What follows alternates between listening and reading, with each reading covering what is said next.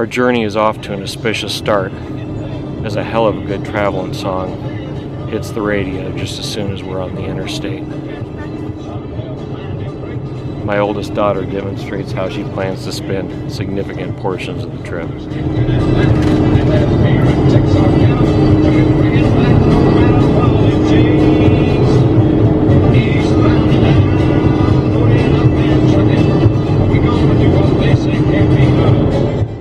We're descending into the center of the Mormon world while listening to J. Cole lay down some heavy truth.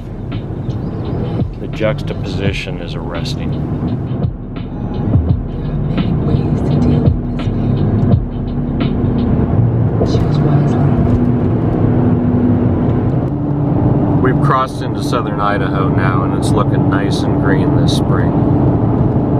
And I would be remiss if I didn't pay a little bit of homage to one of the greatest movie heroes of all time in his hometown right here in southern Idaho. We got off the interstate just as soon as it made sense, and I don't think this trip will have us on the interstate until we're almost back home again. I've never been up the valley of the Salmon River here, and it's stunning. I'm glad we're not on the interstate for sure.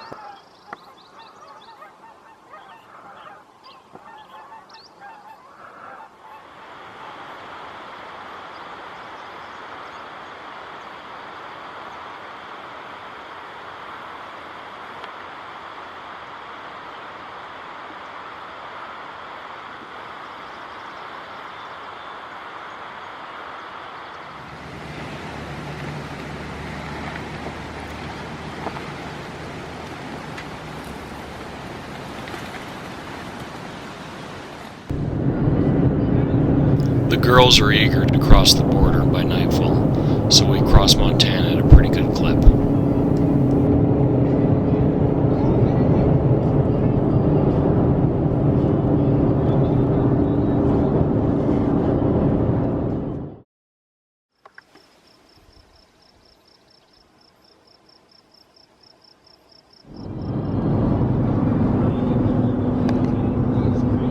British Columbia is very right, but what immediately strikes me is the active logging industry, which results not just in good jobs on the land, but a very healthy forest with lots of animal habitat.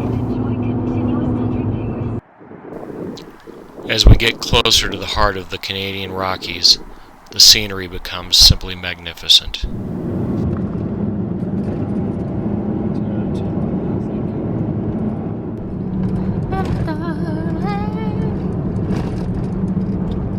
This wasn't something that I even hoped to see.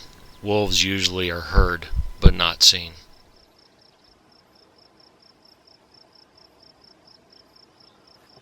Lake Louise needs no introduction, but it was kind of fun to see it in something other than picture-perfect condition. For thousands of years before Jesus of Nazareth, peoples of the northern latitude, including my people, welcomed the return of spring with the animal who died every fall and came back. Although I'm a huge fan of the teachings of Jesus, for me the first bear of spring will always be a more incarnate promise of things to come. As we head further north, day and light start to lose their meaning. It's about 9:30 right now, but we're still planning on going a little bit further before we go into camp. Coming into springtime, this fatty's doing quite a bit better than his brown cousin was.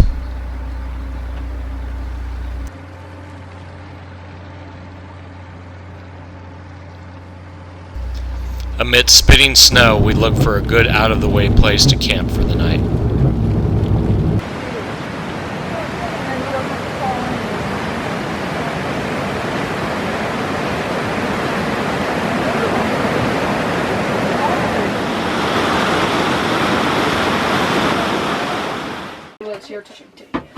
my head. It's your head. I don't know what I'm laughing at. Oh my god, my cards are up.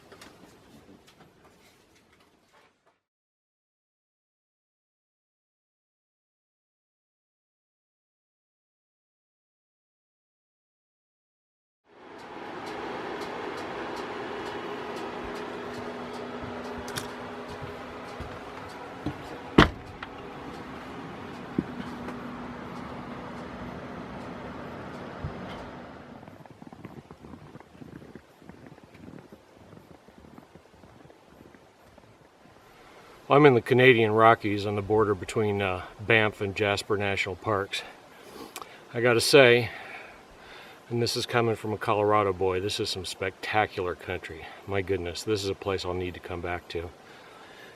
I'm in the middle of taking my 3 daughters up to Alaska to see my childhood homes and also to flush out some of the trauma of what's been a long, hard winter for our family and reset, recalibrate, and come back with new eyes. It's been a great trip so far. Already I can feel spring coming despite the snowstorm I'm in the middle of. All kinds of good signs of new growth. This in some ways is an audacious trip. It's, you know, technically, logistically it's not super difficult, but you know, to set out for about 3 weeks, take everybody out of what they were comfortable with and experience a whole bunch of new things, it's an education, and I'm looking forward to the rest of the trip.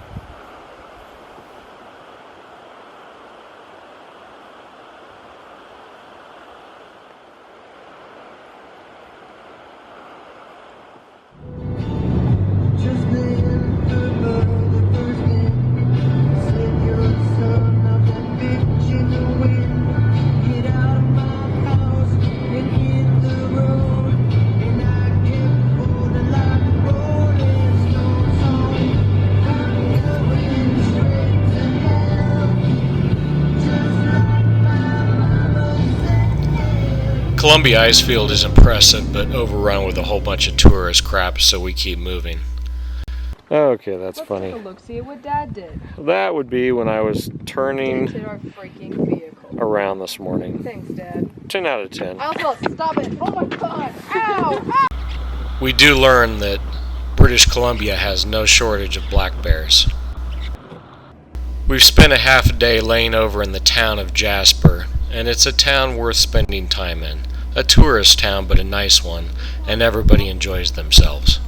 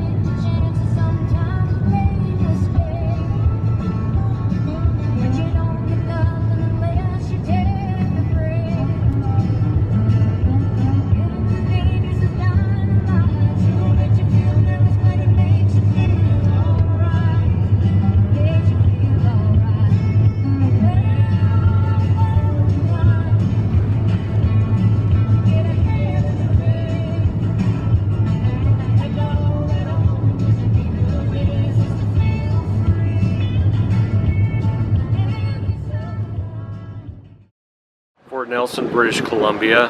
We rolled for 14 hours yesterday. I'm strung out on 22 hours a day of sunshine and unfolding a new life. Saw 2 black bears, a red fox, a mink, and a moose. And man, we just got the hammer down. We're headed north. A lot of miles yet to go. About to hit up my friend Tim Horton over here. It's kind of a low-rent version of Starbucks. It's treating me very right. That's it.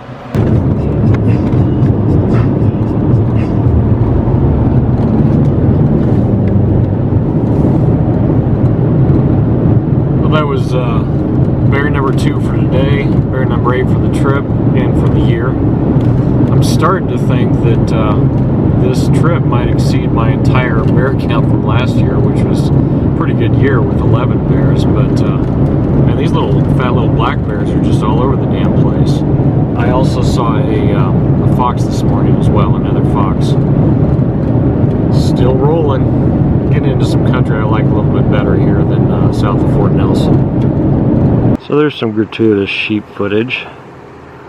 I think these are a different subspecies than the desert bighorns and Rocky Mountain bighorns we have down in Colorado. So they're just here beside the road, but my goodness, what a road this is. This has me psyched to be on this highway again, and hope that tonight we'll camp somewhere that I can go for a good hike in country like this.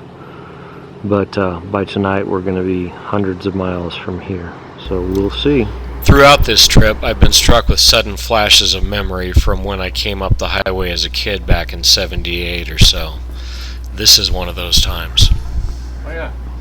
Hey, little buddy.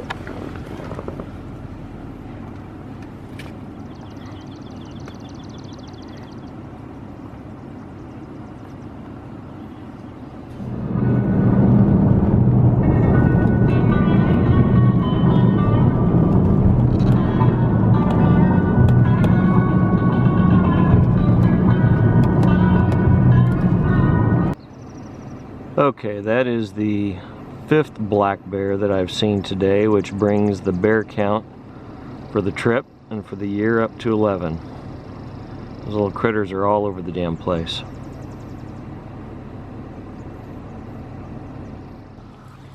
Criminy. This country isn't awesome enough. Let's throw some damn buffaloes into the mix. So near as I can tell, you've got elk, moose, caribou, buffalo, stone sheep, black bear, grizzly bear. It's like megafauna paradise up here. Signpost Forest is kind of thing, but otherwise Watson Lake is a little on the sketchy side. I'd recommend stopping for gas and not much else. Carcross is a different matter altogether.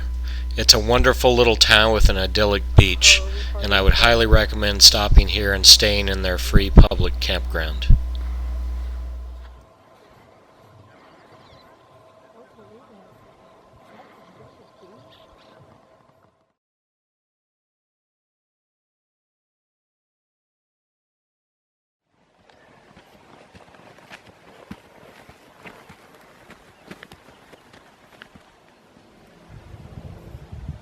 I've climbed a little bit here. I'm on a mountainside above Carcross, Northwest Territories.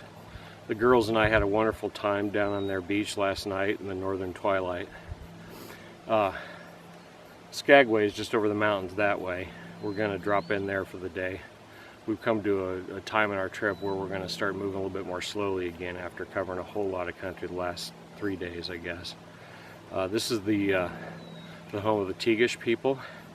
And there's really a wonderful cultural center down in town, and I'm just happy to be here and appreciative of this landscape and the folks who lived here. I'm pretty sure that if Big E ever crossed White Pass, it'd be in an Escalade on 22s. For us, the expedition's going to have to do. Both are a far cry from the folks who had to do this on foot.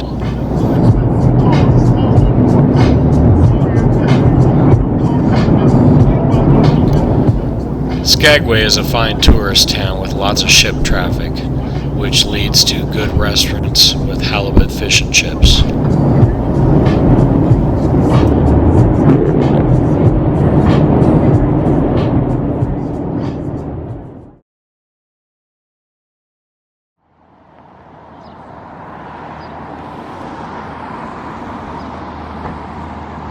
Downtown Whitehorse, Yukon.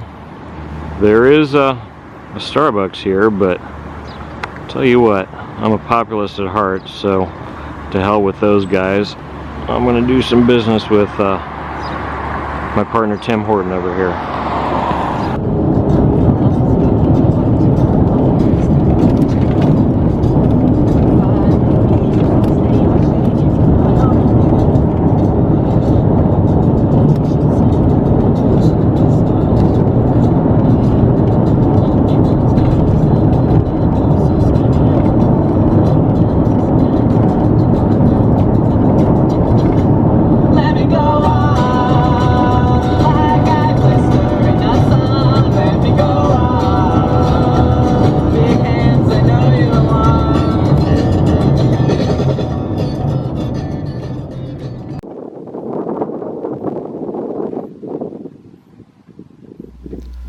mother bear with 3 cubs. This isn't just rare, it's a personal omen that I've been dreaming of all spring. I really can't believe that it's come to pass, and with grizzly bears no less.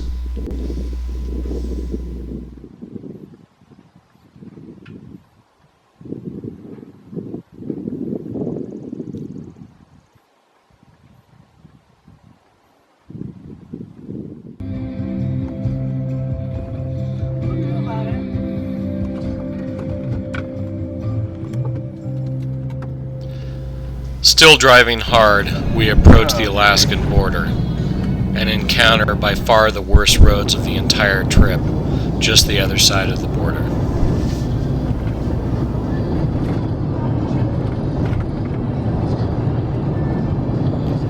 Things smooth out after a while, and we approach Delta Junction, the official end of the Alaskan Highway.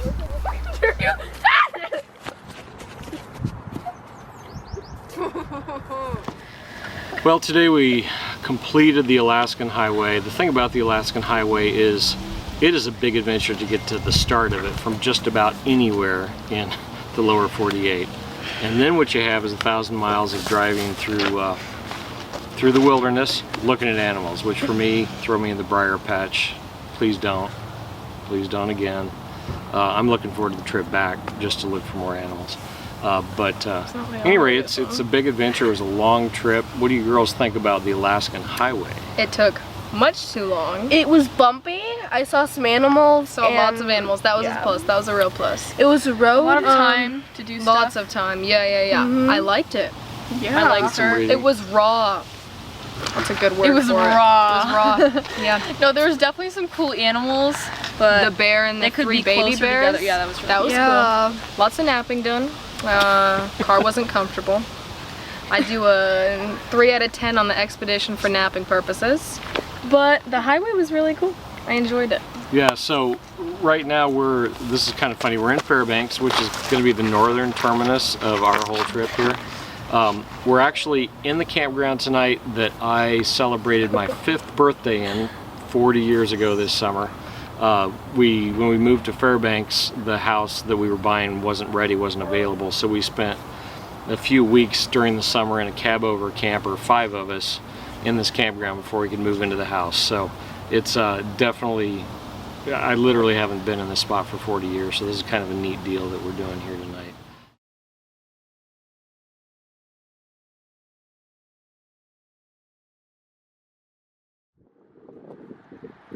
Might have to give it a toss. The next day and night are spent with some family friends in Fairbanks who show us wonderful hospitality as we go see some of the various sites that I remember as a boy.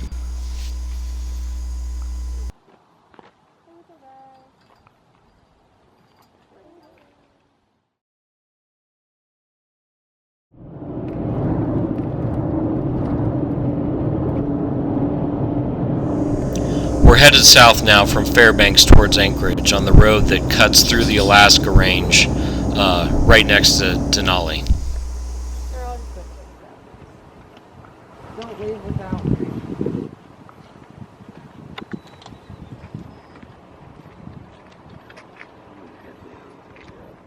First wild caribou of my adult life here. This is something I was really hoping to see this trip.